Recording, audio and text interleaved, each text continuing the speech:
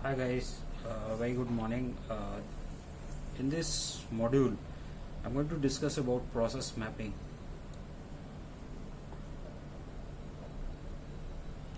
Process mapping is a powerful technique inside business process management to visualize, depict process steps and show how a process should function from start to finish. With this technique, business processes are laid out visually so every stakeholder in the organization can understand and adhere to the proper functioning. Business process mapping is an essential part of running an efficient business. Without a visual representation around how predicted process run in your company, employees are left to guess and make mistake as to what the best practices are. If you do not clearly define a business process through mapping, each department and individual is left to create his or own sequence and assignments. This lead to chaos, confusions, and blame when the task owners are not clearly assigned.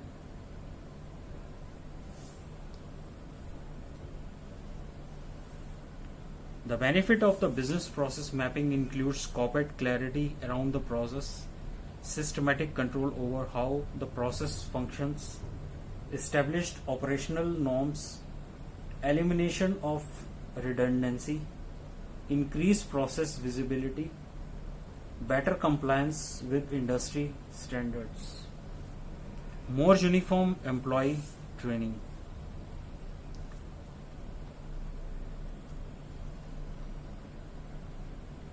A process mapping exercise is conducted to analyze the current process as it exists at the customer site. Service provider gauge the relative importance of the process in the overall workflow. Service provider transition manager evaluates strategic importance of the process, level of the complexity of the process, domain knowledge required for executing it, impact of outsourcing on existing employees at the donor organization, technology or system changes that may impact the process.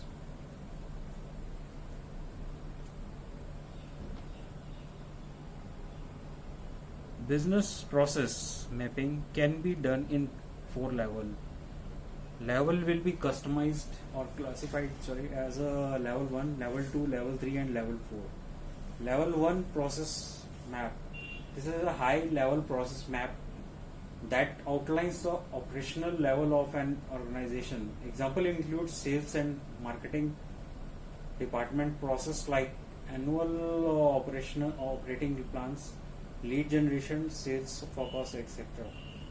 Level 2 end-to-end process shows end-to-end process across the above operational area. For example, purchasing goods and material would cross several operational areas. Requesting department, purchasing, quality department, accounts payables, assets management, etc. Level 3 process map. The level 3 process map shows the roles, inputs, outputs, steps required to complete the tasks within the operational area. It usually contains enough information to do the process. For example, purchasing process, request quotations, select vendor process, processing purchase order, etc. Level 4. The level 4 process map is the documentation of system, instructions and procedures required to complete steps in the level of 3 processes and show inputs, outputs, associated steps and decisions point. For example, specific steps necessary to process a PO, is enterprise application would require a level 4 process map.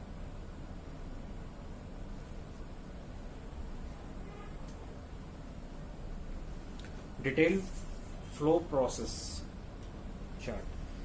Flow chart are maps, graphical representation of the process. Steps in a process are typically described within a specific set of symbols which communicate what or where sometimes is happening. There are literally hundred of different symbols to choose from, but most experienced process analysts will recommend that one should have a handful of the basic symbols and stick with them.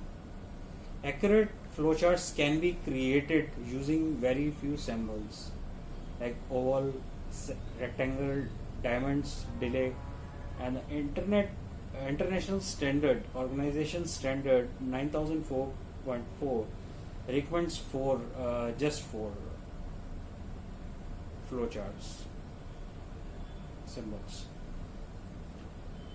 Important things to remember when doing process map: ensure that transition manager is working with the person who actually doing work. Ensure team member feel safe in sharing and understand that it is not fault finding mission. Their description of the process as it is critical, good, bad, or otherwise. Decision symbols are appropriate when those working in the process make a decision that will affect how the process will process.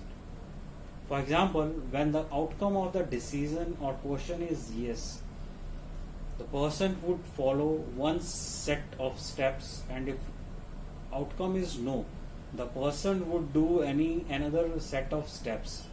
Be sure the text in the decision symbol would generate a yes or no response, so that the flow of diagram is logical.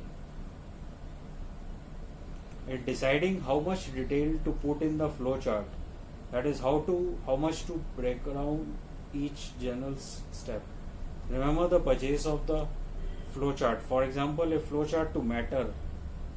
Understand problems of long waiting times. Who would need to break down in daily only these steps. This could have an effect on waiting time. Steps that do not affect waiting times can left without much details.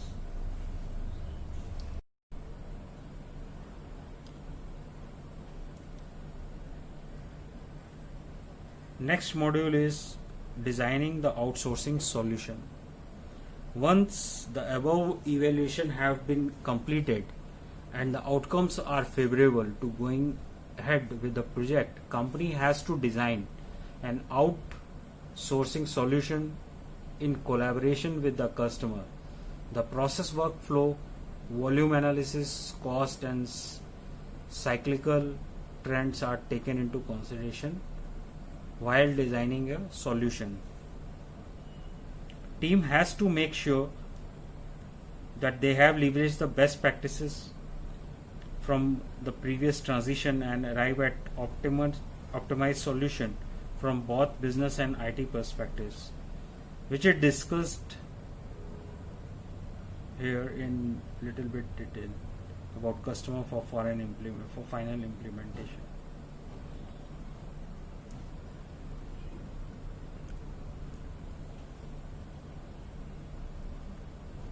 I'm going to discuss about process workflow. Simply put, workflow is a visual diagram of the structured, predefined set of activities that produce a desired result. Workflows can be basic, sequential, advanced of the steps, or a complex series of events that must occur in parallel with specified dependencies, rules and requirements. In theory, every time you run the same workflow, you have same results. A workflow consists of the steps. The resources need to accomplish the steps, such as staff or machinery. and how these interfact. Workflows delineate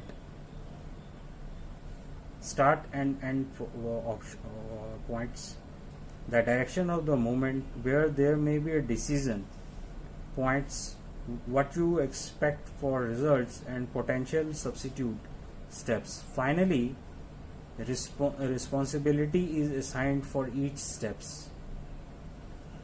Once workflow are in place, it is simple process to optimize results.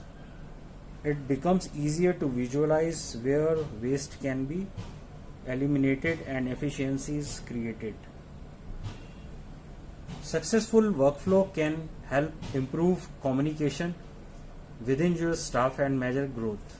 However, it is important to remember that when we discuss workflow, we are talking about how the results actually get accomplished, not the protocol that dictate the work being done.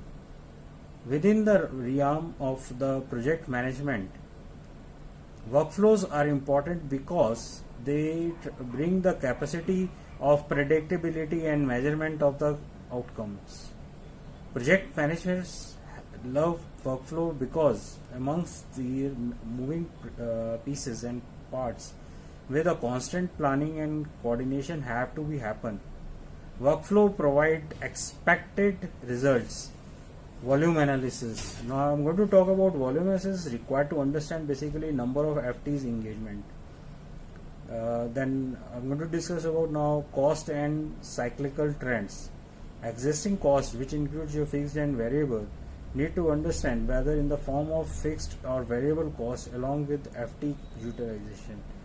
At the same time, cyclical trend, which may be fortnightly, monthly or quarterly, need to be understood.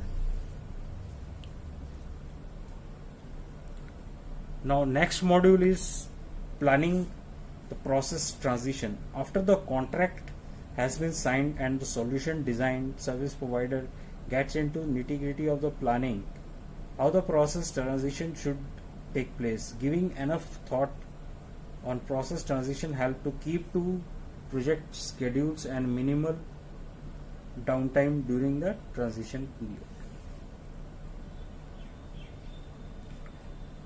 Determination of operational model. This involves basically finalizing the all aspects such as composition of a new team, reporting hierarchy, shift timings details, performance evaluation measures, timelines, escalation, procedures in case of disputes or issues, and communication and interaction protocols. Designing the process workflow. This involves basically detailing each step of the process as it is to be occur at service provider center.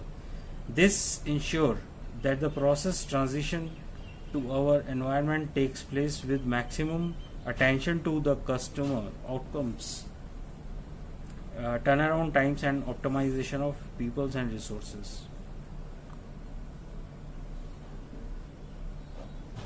Next module, I'm going to discuss about implementation of enterprise transition plan.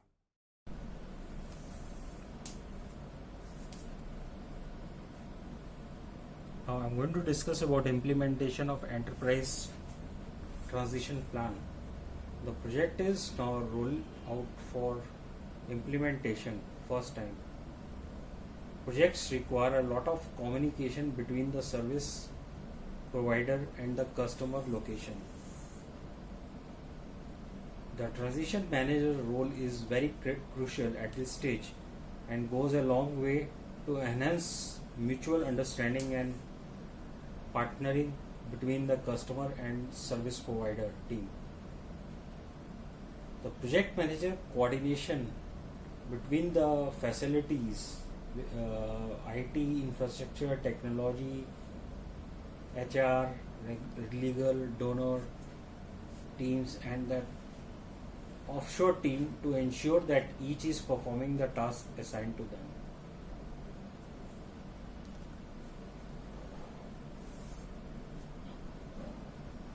Now next module, which talks about performance and quality monitoring. Service provider use the latest project measurement tools to track key project related metrics. Microsoft Project or Excel are used for tracking small size project, and for more complex and high volume projects, service provider team must should use Six Sigma, PMI. Regular status update meetings attended by both the managers and customer help to fine tune and drive the project forward.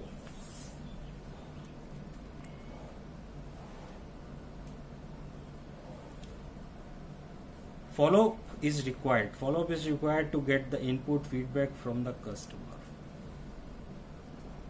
Process improvement.